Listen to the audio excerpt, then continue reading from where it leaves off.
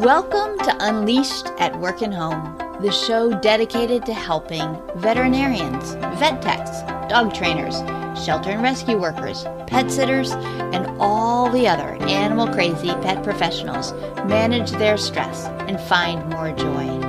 I'm your host, Colleen Pilar, and I'm thrilled you're here with us today. Make sure you hit the subscribe button on your favorite app so that you won't miss a single episode. This episode is brought to you by our free community, the Circle of Resilient and Thriving Pet Professionals. If you like the ideas shared here, then you're invited to continue the conversation with other lifelong learners in the community. You can find out more at colleenpilar.com/community. It's the perfect place for you to learn cool stuff, feel good, and take action to create the life you love. Come join us. My guest today is Ann Waterbury. And Ann is the owner of a Sound Dog Connection in Washington State, and she's also the education coordinator for the NACSW, which I don't remember exactly how those letters break out. I'm going to make Ann tell us, but it's nose work. So Ann, what is the NACSW? So National Association of Canine Scent Work. That's what it is. See, I always want the N to be nose work, even though I know it's national. And then I get myself stuck. National Association of Canine Scent Work. And there I am calling it nose work. So tell me first, before we dive into our actual subject, scent work versus nose work, is there a difference? No, the NACSW began having this as an activity and called it canine nose work, and that those terms are protected. So a lot of people who do lots of different things might call it scent work or other things. I mean, it's all fabulous playing with dogs and it's wonderful, but I think it's because canine nose work is a protected term. So you hear like scent work and other things. It's all wonderful stuff. That makes sense. I adopted a dog at the beginning of July. She's snoring behind me over there. And we just started a Fenzi class on scent work, and we're way behind on our homework and we're not very good at it. And I'm pretty sure most of the mistakes are mine. But it's so interesting to watch. And it is definitely something I'm eager to learn more about. I've not done anything in that genre of training. It is so much fun because dogs, I mean, I always say it allows dogs just to be dogs. Mm-hmm. They're doing exactly what dogs are good at. It's like, for all of us in this world, like going to a party or going somewhere and talking about dogs, we're like, oh my God, what a relief. We're just going to talk about dogs. You don't have to worry about any kind of conversation. We can just stay in our comfort zone. And that's what I feel like nose work or scent work is for dogs. They're like, wait, you just want me to go in this room and smell stuff and then eat some stuff off the floor? Got it. Can do that. Live for that. Perfect. Yes. The party example is a good one where you were saying about staying in our comfort zone. It's a nice lead into our word of the day. And our word of the day is transformation, which requires us to step a little bit outside our comfort zone. So you're the one who suggested the word. We were pinging some thoughts back and forth when I invited you to come on the podcast, and transformation was a word that you tossed out and I leapt at because it's such an interesting concept. It's a big, squishy concept for us to try to decide, what does it mean to transform? So what do you think about when you think about transformation? It is such an important concept. And I think about the transformations in my life.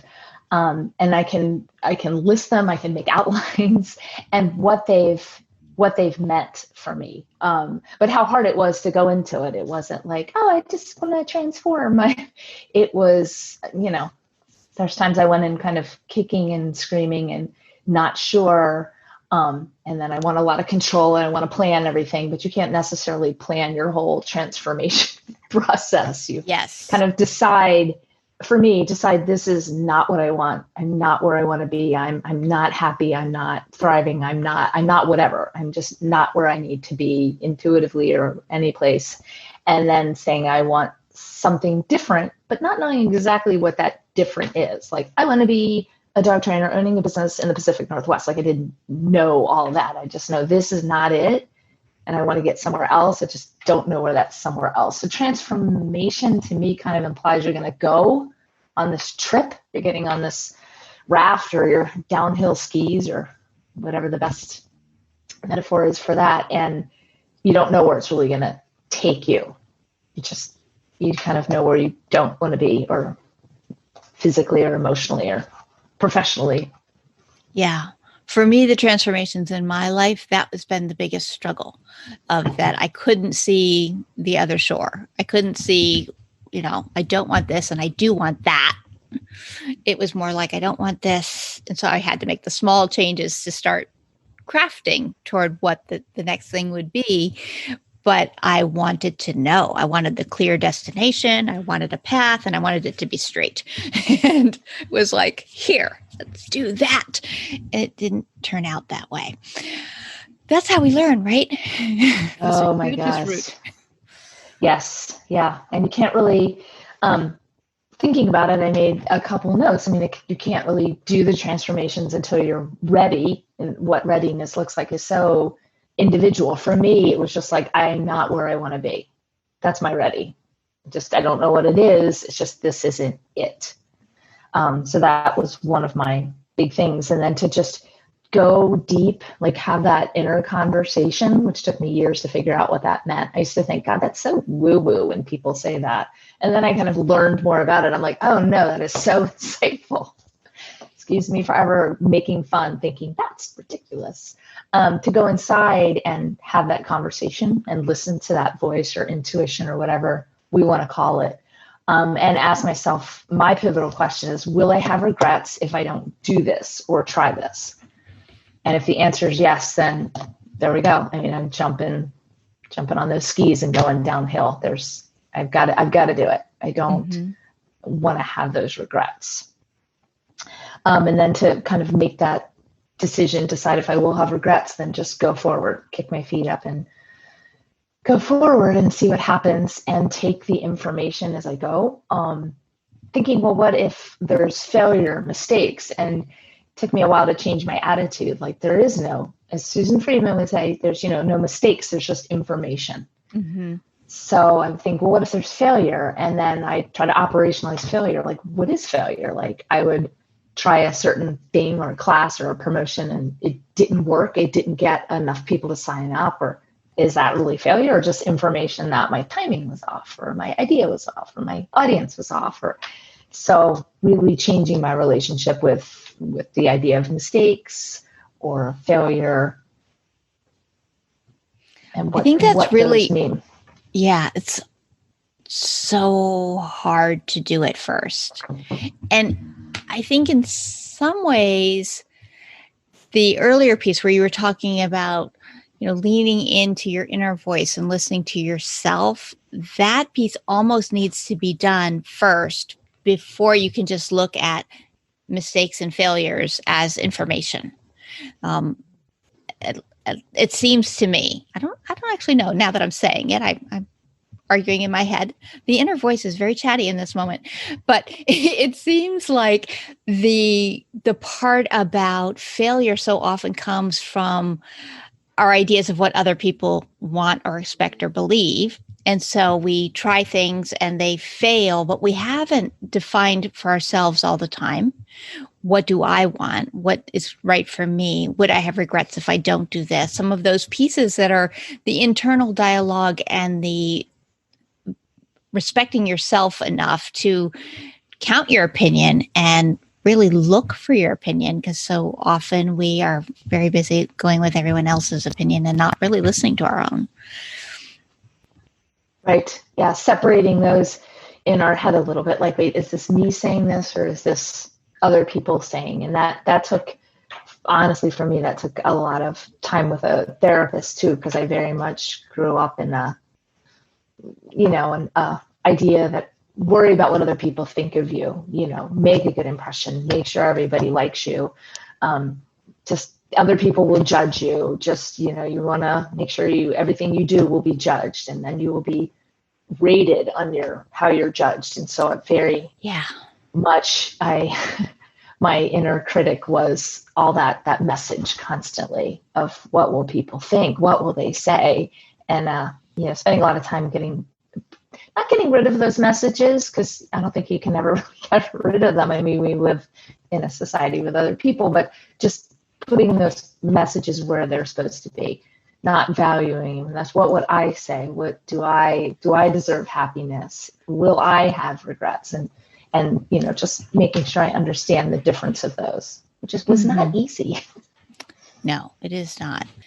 So what gave you the courage to look inside and ask yourself, does my happiness matter? And will I have regrets?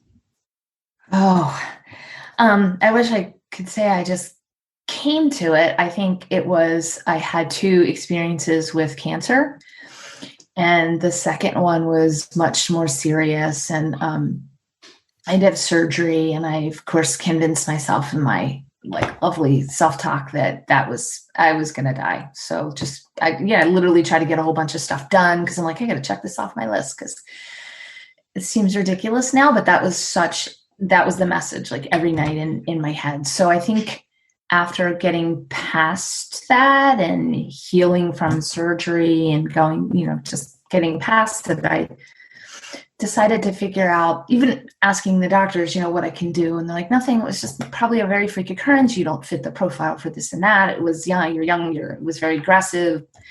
And they just said, we'll just see you every other month. And I just wanted more control. So starting to really expand out, talk to my acupuncturist, and who said, let's maybe go to a meditation class, and going with another friend to do some yoga, and reading about, more about meditation, putting a crystal in your pocket, just being open to all sorts of different things that I never would have before, really was part of that. Looking for a way, I felt like, okay, the doctors are going to address my physical health, but something's got to change with my emotional health, how I care for myself, how I talk to myself, where I'm living. Left a very horrible, bad relationship, and, made some changes for me to be more emotionally healthy.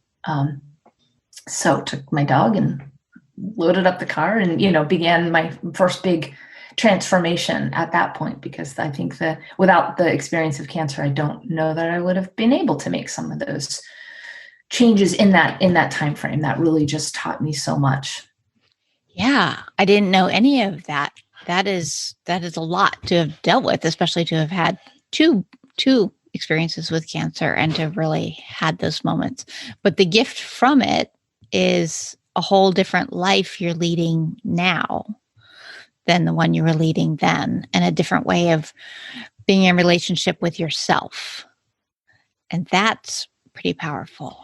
Absolutely. Absolutely. It's probably, looking back, one of the best things that ever happened to me. Even in the moment, it was, I wouldn't say it then, but now looking back, it was absolutely the big catalyst for change, and being open to learning and thinking, wow, there's just so many things I don't know. And I want to try and explore and talk to different people who feel different things, and, really move forward.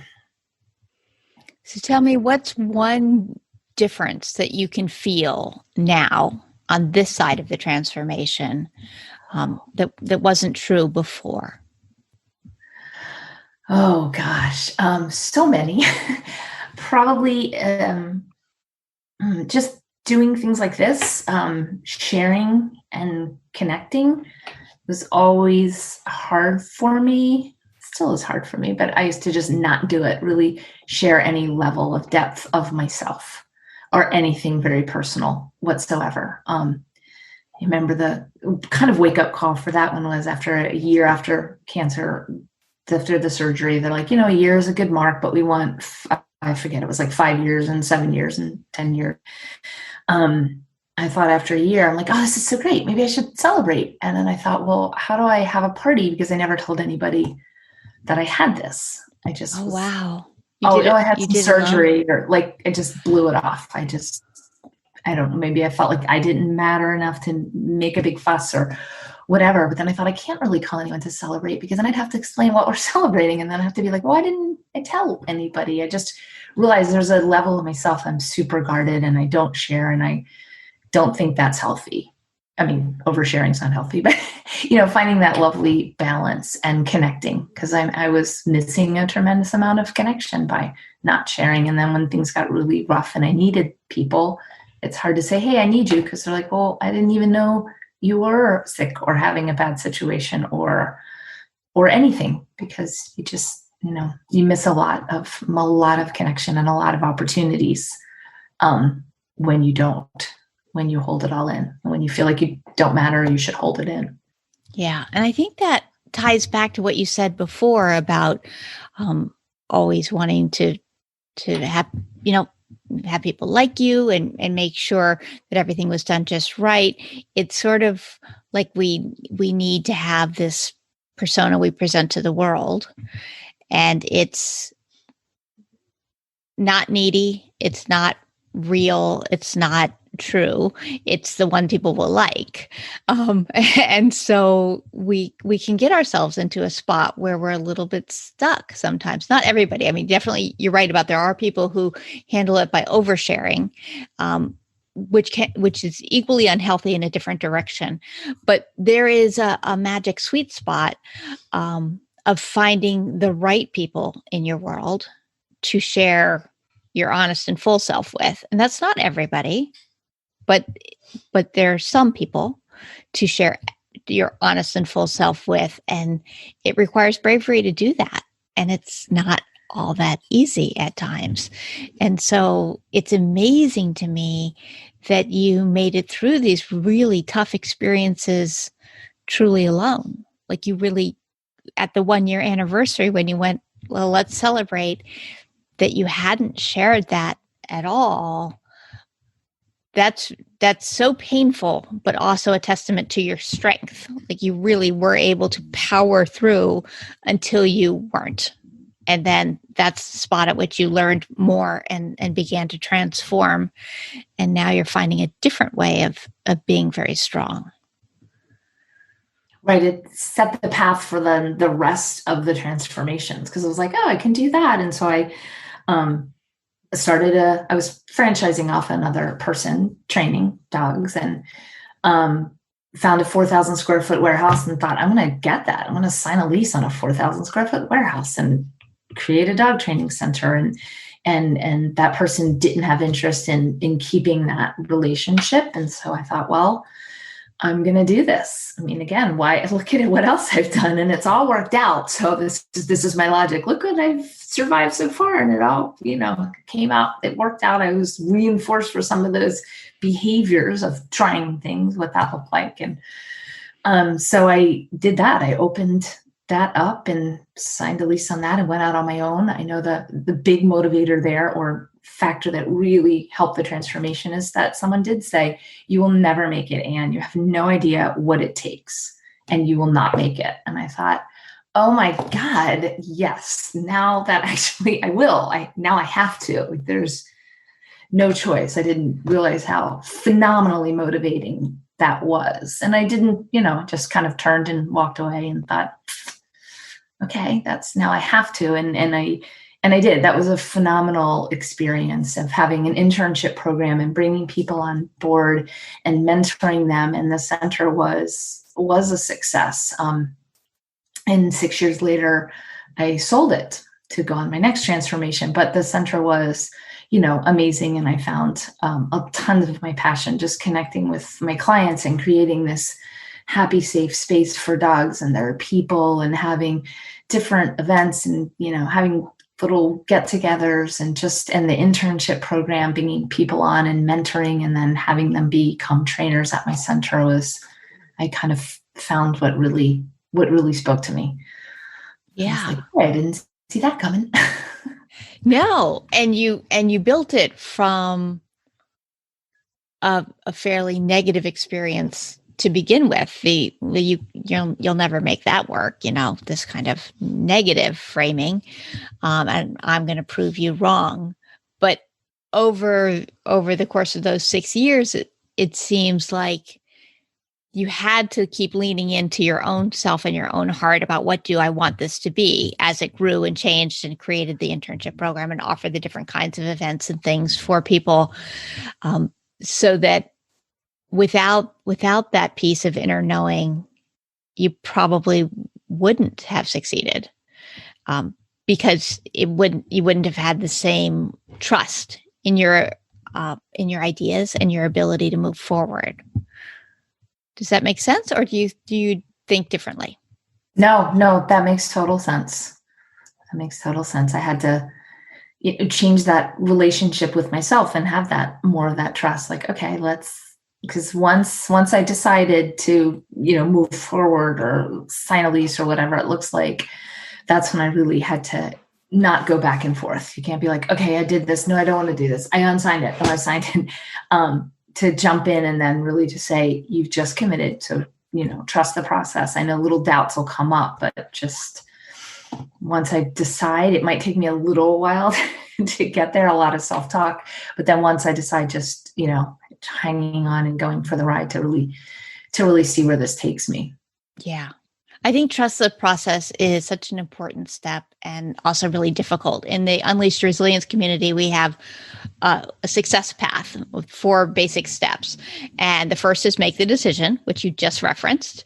And then it's build your foundation. So you were just talking before about how you went to the meditation class, you went to the yoga class, you were doing the things to figure out like what works for me, what doesn't. And then the third one is really trust the process, because we get to the spot where things are starting to shift, but not fast. Like I want to go fast, but it's changing, it's happening, things are occurring. It needs time to grow and nurture and evolve. And that stage, I think, is a spot where some of us backslide, where we're like, oh, it's not working. And then we head back to what felt safe, even though it didn't make us happy. So I think trust the process is super important. And since I mentioned the other 3, let me just say the fourth one is making it your own. Like really, like once you've got your skills, you're able to kind of morph and change in different ways. And that's what I really see you doing now, the make it your own stage, where so we're here talking about this facility that you built in Florida, 4,000 square feet, thriving facility. And I introduced you as a trainer in the Pacific Northwest. Yeah, there's a little more that transformation. A little more transformation. And I loved that center, and oh my God, the people there, clients were amazing, the dogs. But I didn't like Florida itself. It's just, I don't like hot weather at all. Flatlands and hot weather, just not my thing. I like the mountains in winter and rain. And so obviously there's a logical sequence there. And it was harder to leave. It wasn't like, I don't want this, I'm not happy. It wasn't like my previous transformations where things are emotionally, physically unhealthy, I'm unwell or whatever. This was like, things are really great. And I have this successful, thriving business, but I want to live in the mountains. And so just, there was 2 friends, Kathy Steo, Lori Stevens were in Florida presenting. I'm sure many people know them. And I kept talking about wanting to live in their area because live in this area, Seattle, Tacoma, this general area. And I said, oh, that's one of those areas I want to get to. And they're like, why don't you? I was like, well, I have a business. And I was like, why don't I? I'm like, again, some of these most simple questions, people that I respect ask me, I'm like, oh, I don't really have an answer. And so thinking, well, talk to my therapist about this. And she's like, you did it once. Why couldn't you do it again? Like, just give me a list of reasons. Maybe you can. And I was like, okay, I don't have any reasons there. So I just thought, okay, I will. I approached an organization. I sold my business. I came up with a price evaluation, and they paid the price for the business. And I said, okay, well, I want to live in the woods, in the Pacific Northwest, and came out here, and it is beautiful and amazing. And so it is, there's been bumpy starting over. I mean, nobody knew me here. And I had a lot of good relationships in Florida. I I don't know, 17 veterinarians that referred to me, that I had great relationships. And then I came out here and I was like, oh, I have to just like go walk in and meet a vet and build those connections. And I said earlier, that's a very hard part for me, like sharing myself and building connections. And in that authentic way, I want it to be a true connection and that authenticity and then vulnerability and all that wonderful stuff that I'm working on or always working on. But it's worked out really well. Things are going better than I anticipated at this time with Sound Connection. My work with NACSW, obviously that's all online and that's amazing, but I can do that anywhere, which is super because the people are amazing again. And I like working with all our instructors. But client-wise and veterinarian-wise, it's really kind of all come together here better than I expected. I've always wanted to study acupuncture and learn more about traditional Chinese veterinary medicine and how that relates to behavior, because that's traditional Chinese medicine, something I use for myself. And so, being here has allowed me to study acupressure, and the class is just, the physical class was just a short distance away on an island in the Puget Sound. And so it just all kind of came together. Like the next dream is to do more studying of acupressure and add that kind of component to my behavior business and work with veterinarians who do acupressure and acupuncture and team up with them. And that is all coming together really, really nicely. That sounds amazing. And it sounds like, I'm just guessing, pieces that were not a part of your life before the cancer and the transformation that came from it, like traditional Chinese medicine and acupressure and acupuncture seem like things that perhaps you were discovering while you were discovering some of the meditation and the yoga and some of the more holistic pathways that you were going to after. Is that true? Or have you always had an interest in traditional Chinese medicine? And a little bit right before, after my first experience with cancer, and after that and before the second one, I was getting a little more into it. But after that, I really did to address my whole health, like food as medicine and the acupuncture and complementary. I mean, I absolutely still have to I did the oncologist and followed up with my Western medicine. It's not an either or approach, certainly a beautiful complementary approach. So that was always kind of an interest in the back of my mind that I wanted to pursue. I'm like, will I have regrets if I do that? Ask myself the questions and yes, I would. So, and it has helped enhance some relationships, certainly out here with veterinarians that do that have been important for my business moving forward. Yes. And so when you were talking about meeting the veterinarians and how uncomfortable that is, the whole like walking in and being like, hi, I'm Ann, and the importance of sharing in an honest way, a real way, how do you find that balance, that line of like showing up as yourself without, to borrow Brene Brown's phrase, don't puff up and don't shrink back. Like how do you do it without being like, hi, I'm Ann and I have all sorts of qualifications and here's the things you need to know, or I'm Ann and I would really love to, develop a relationship with you, but to actually just be Ann. I'm Ann, I have these skills, I have these interests, I have these talents, and I'd really like to get to know what your skills and interests and talents are. That is the harder part. Just trying to, and starting on a smaller scale, not hitting absolutely everybody in the area, just finding a couple and having those conversations, and then really listening and trying not to analyze or step out of my body and be like, oh my God, you sound so stupid. That's dumb to say. Don't do that. Don't wear your cards, and not after I leave, like, oh, you said that 12 times. Why do you repeat yourself?